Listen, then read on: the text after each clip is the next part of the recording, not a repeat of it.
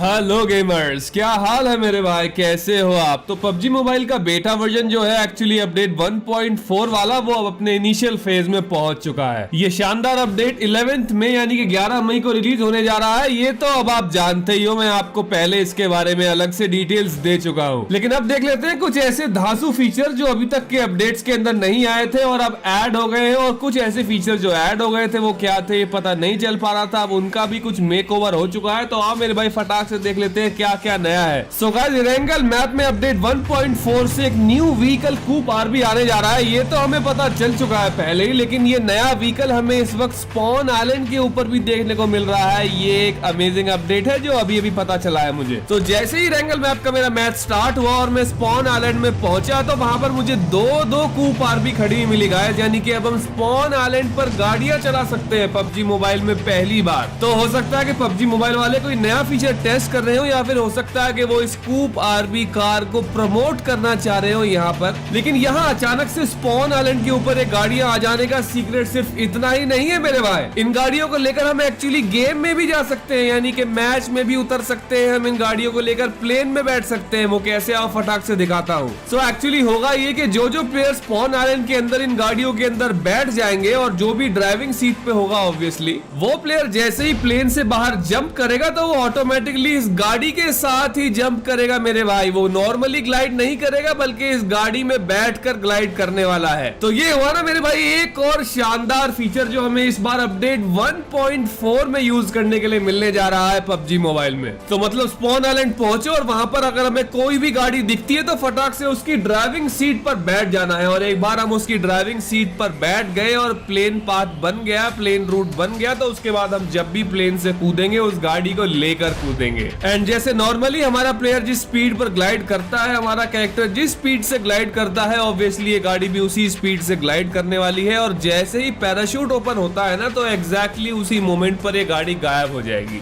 तो इसका मतलब ये हुआ कि हम इस गाड़ी को जो स्पॉन आइलैंड से हम लेकर आएंगे, इसको हम मैच के अंदर नहीं लेकर जा सकते हैं, गेम में नहीं लेकर जा सकते हैं। बस इसको एज अ ग्लाइडिंग फीचर ही यूज कर पाएंगे, क्योंकि जैसे ही कैरेक्टर का पैराशूट खुल जाएगा ये गाड़ी खुद ब खुद गायब हो जाएगी। लेकिन फिर भी गाइस, स्पॉन आइलैंड पर ये गाड़ी ड्राइव करने का और ऊपर से इस गाड़ी से ही प्लेन से जंप करने का अपना अलग एक्सपीरियंस होने वाला है। हम अपने टीममेट्स के साथ इस गाड़ी में बैठकर जंप कर सकते हैं फिर प्लेन से। इन मैच लाइक फीचर, या फिर यूं कह लो कि इन गेम लाइक फीचर, ये एक नया फीचर है जो अब तक नहीं था। और फटाक से देख लेते हैं किस तरह से वर्क करता है। सो मैच में जैसे ही कोई प्लेयर नॉक होता है और उसके बाद उसको उसका टीममेट आकर रिवाइव कर देता है, तो उसके रिवाइव हो जाते ही हमें स्क्रीन पर ऐसा एक हार्ट शेप्ड आइकॉन दिखाई देगा जो कि लाइक ऑप्शन है, और यहाँ से हम उस प्लेयर को लाइक कर सकते हैं इन मैच।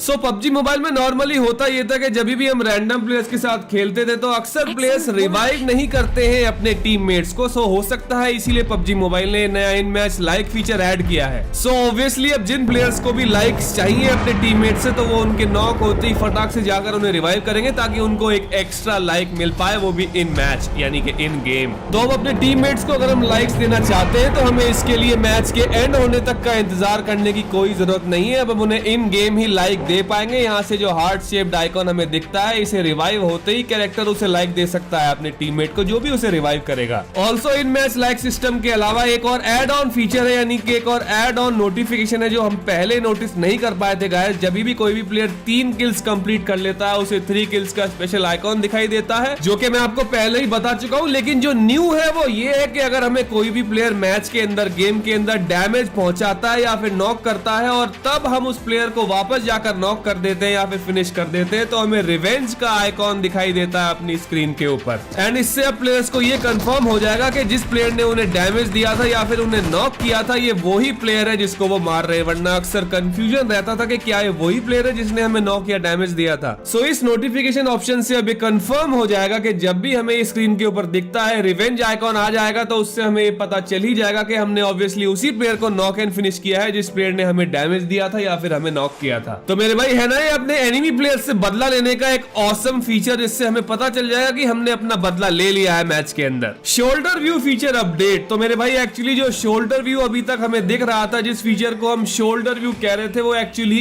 एम फीचर है। अब उसका नाम है एम। तो इस एम फीचर का पर्पस क्या है ये तो मैं आपको पिछले वीडियोस में बता ही चुका हूं, क्योंकि इस बार हम नए अपडेट के ऊपर बहुत सारी वीडियोस ले आए हैं गाइस। क्योंकि इस बार नए अपडेट के अंदर इतना कुछ नया है कि ये 1-2 वीडियोस में कवर हो ही नहीं सकता था। तो अगर आपने पिछली कुछ वीडियोस नहीं देखी है मेरे भाई, तो आप वो सारी वीडियोस बैक टू बैक देख सकते हो। उससे आपको ये पता चल जाएगा कि नया अपडेट किस तरह का रहने वाला है और क्या क्या नए नए फीचर्स हमें उसके अंदर यूज करने के लिए मिलने वाले हैं, क्योंकि अब हम लगभग सारे फीचर्स कवर कर चुके हैं। सो ये जो एम फीचर है, इसकी सेटिंग्स किस तरह से हम चेंज कर सकते हैं, ये तो मैं आपको दिखा चुका हूँ पिछले वीडियोस के अंदर ही। हमें बस सेटिंग्स के अंदर जाना है, वहां से अपडेट कर सकते हैं, या फिर इसकी सेंसिटिविटी को भी अपडेट करते रह सकते हैं। लेकिन इसके अंदर कुछ ऐसा नया है जो अभी तक नहीं था, और देख लेते हैं वो क्या है। तो ये जो एम फीचर है ना गाइस, ये एक्चुअली लेफ्ट पीक करने में बहुत काम आने वाला है प्लेयर्स के। आओ देखते हैं कैसे। सो नॉर्मली तो हम जब भी एम आइकॉन यूज करेंगे, एम फीचर को इनेबल करेंगे, उसके आइकॉन को टैप करेंगे, तो हमारा प्लेयर स्क्रीन के राइट साइड नहीं लेफ्ट साइड चला जाता है। लेकिन अगर हम पीक एंड शूट फीचर का पूरा फायदा उठाना चाहते हैं गाइस, तो ये एम फीचर एक्चुअली एक एडिशन है उसके अंदर। और जब भी हम लेफ्ट पीक करेंगे guys, specially left peak, right peak से ये वर्क नहीं करेगा, तो जब भी हम लेफ्ट पीक करेंगे तो उसके साथ हम एम फीचर यूज कर सकते हैं। एंड उससे होगा ये कि हमारा कैरेक्टर स्क्रीन के राइट साइड शिफ्ट हो जाएगा और हमें लेफ्ट साइड और ज्यादा अच्छा व्यू दिख जाएगा एनिमी के ऊपर शूट करने का। यानी कि मान लो अगर हमारा कैरेक्टर किसी भी कवर के पीछे है और वो कवर के पीछे रहते रहते ही एनिमी को नॉकआउट करना चाहता है, तो हमें गाइस उसके लिए एम फीचर यूज कर लेना है। बस हमें लेफ्ट पिक करना है और उसी के साथ साथ एम यूज कर लेना है गाइस। ये एक बहुत ही शानदार ट्रिक है जिससे हम आसानी से एनिमी को नॉक कर पाएंगे। सो ये तो थे कुछ मेजर चेंजेस जो हमें लेटेस्ट PUBG मोबाइल 1.4 वर्जन के बेटा अपडेट में देखने के लिए मिले, लेकिन कुछ छोटे छोटे चेंजेस भी हैं, आओ उन्हें भी देख लेते हैं। सो इंसेक्टॉइड मोड में जब भी हमारा कैरेक्टर एक इंसेक्ट बना होता है, तो उसके पास एक रॉकेट लॉन्चर होता है जिसके अंदर इनफाइनाइट एमो रहता है जो कभी खत्म नहीं होता। और सामने अगर एनिमी इंसेक्टॉइड भी हमें दिख जाता है तो हम उससे इस रॉकेट लॉन्चर से फाइट कर सकते हैं। लेकिन ध्यान में रखने वाली बात यह है गाइस कि हमारे प्लेयर को एक्चुअली डैमेज भी पहुंचेगा इस रॉकेट लॉन्चर से, और अगर हमारा प्लेयर मर जाता है तो वो ऑब्वियसली मैच से बाहर हो जाएगा, दोबारा से हमें कोई चांस नहीं मिलने वाला है। तो ये जो मिनी गेम है इंसेक्टॉइड वाला,